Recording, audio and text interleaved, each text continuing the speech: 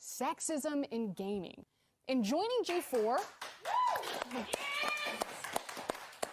this is not where I thought we were going, but I'm here. I had no idea. I'm listening. Yeah. In joining G4, I was ecstatic to be part of something that I grew up watching as a child. But every time G4 is brought up in various channels, even in this YouTube channel, we have the chat in front of us. I can see you. Without a doubt, there will be backlash because I'm not as bangable as the previous hosts.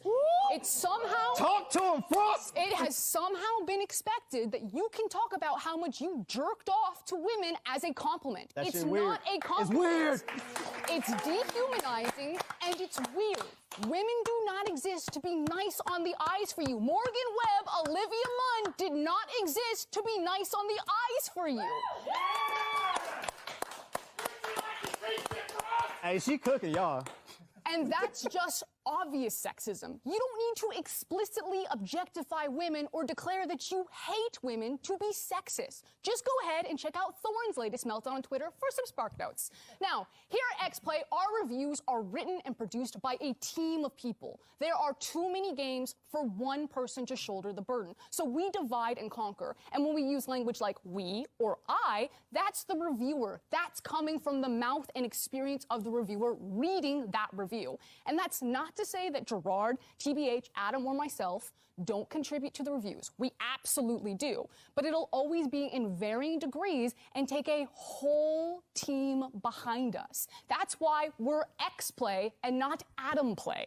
We have done the experiment and controlled for the variables. Adam will read a script written by the same writer that I will read the other half of the script for, but I'll be the one flamed. And yeah, it also happens to Gerard and TBH, but that doesn't discount the sexism of how it happens to me when it does.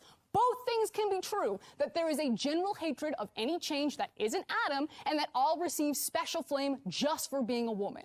And I wish I could turn the camera around so that you could see the incredible team that make XPlay. Half of our producers and writers are women. Emily, Abby, Megan, Joe, Jake, Zipper, Gabby. It goes on and on and on. Former writers that are now on ATOS like Vanessa. When you're in our DMs or on those YouTube comments or in Twitch chat right now, those reactionary threads thinking that I'm somehow ruining your current XPlay experience because you can't objectify me how you previously did to Morgan, or that I'm somehow less qualified to speak on something, but you can't quite put your finger on why, even though I'm reading the exact same script as Adam, but you have no problem with he's part of it. You're letting your unconscious biases ruin my day, and you're gatekeeping the gaming space. So maybe for 2022, we be a bit nicer, a bit more self-reflective, and we enjoy the fact that people are working hard to make free content for you. If you don't like it, don't watch it. Peace. Hey, I gotta back you up. I gotta back her up.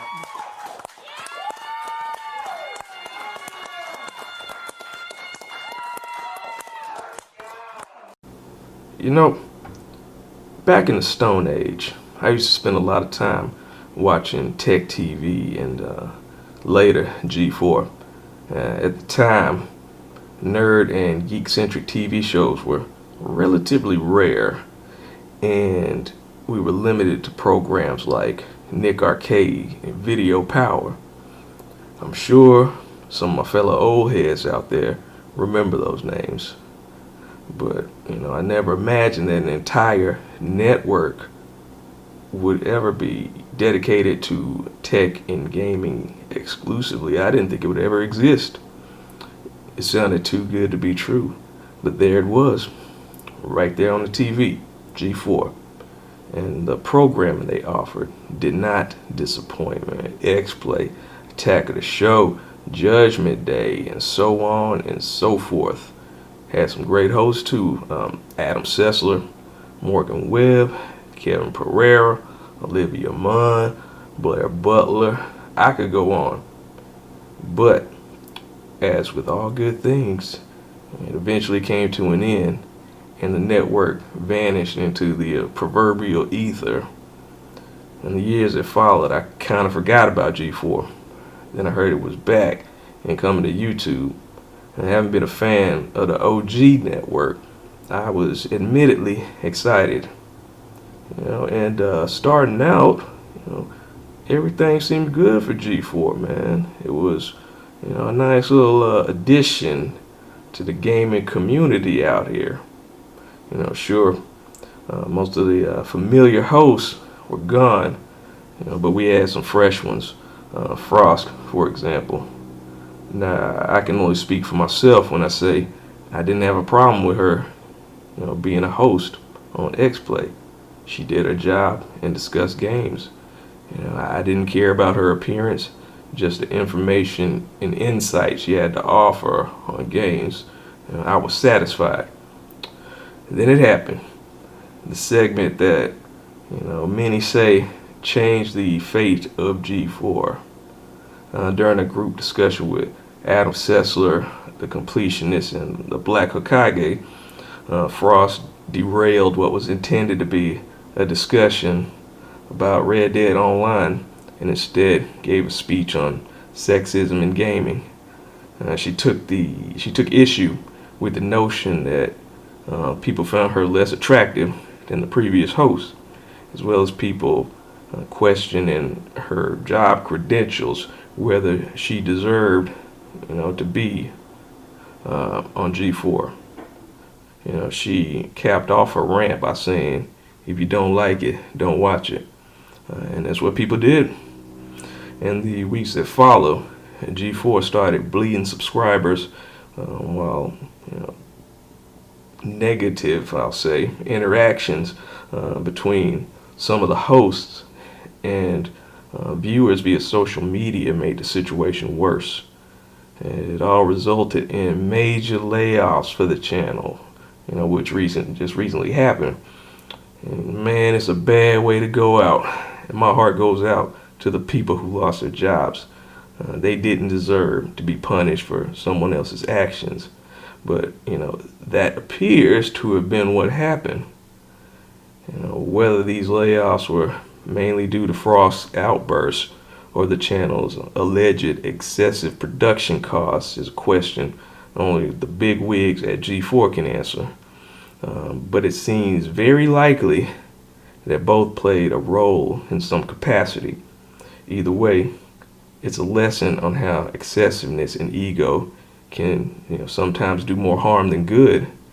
I'm not here to argue Frost's claims that sexism exists in gaming, because it certainly does. It exists everywhere. Every industry, every institution, man. And I'm sure that people insulted her on a daily basis, and that's a real shame.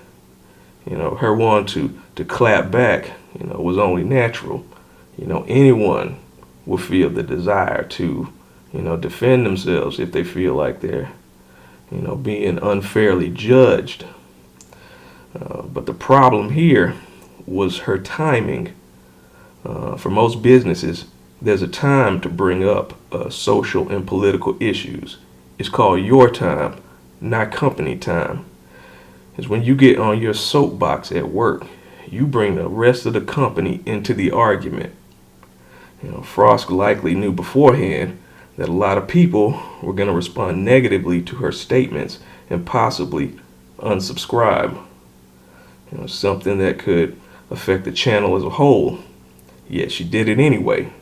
She essentially told G4's audience that her feelings in that particular moment were worth more than the livelihoods of her coworkers.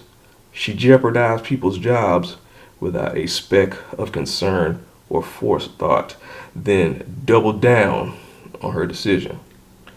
She wanted to convince the audience that she deserved to be where she is, but didn't seem to realize that her detractors weren't going to be moved by words alone. Sure, she could have clapped back, like I mentioned earlier, she could have done it on her own time, but the most effective means of fighting back, would be by becoming the best at what you do. When someone performs well on the job, people can no longer question what they bring to the table.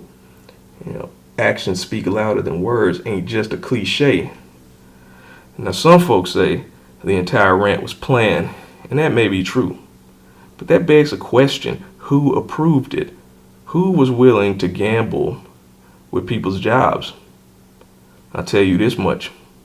It wasn't the folks on the bottom rung, but that's how it is sometimes. Folks get so high and mighty, they can't see the people beneath them. The ones doing the grunt work, keeping the gears turning, those are the people that get stepped on. The ones with the most to lose. As for the people who ended up unsubscribing, I'm sure some of them were sexist, but not all, I'm sure. I imagine some people just wanted to hear about video games.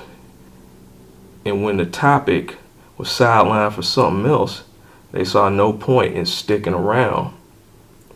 Others might see games as an escape from social and political discourse, a sanctuary. But when the real world threatens that sanctuary, they leave to find another. There are countless reasons why people could have unsubscribed. But it's the job of every employee to make sure it never comes to that. Successful businesses realize that they cannot choose who supports them. They can only work with what they have. They try to keep what they have. In regard to the rant, some might say, if it don't apply, let it fly, which is absolutely ridiculous in situations like this, because Frost's actions set a precedent for the future.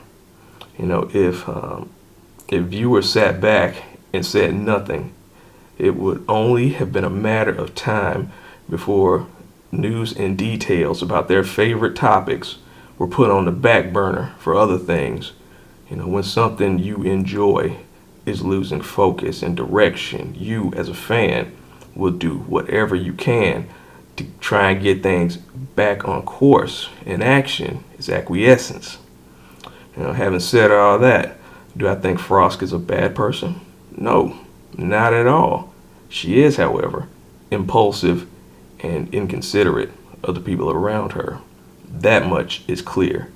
If she had dialed back her anger and put it on ice for a bit, G4's current state might not be so dire. Still, I wish her and everyone at the channel the best. Can they bounce back from this? I don't know, but I hope so. I don't want to see anyone else lose their job. Anyway, that's all I got for y'all today. Thanks for listening. Talk to you later.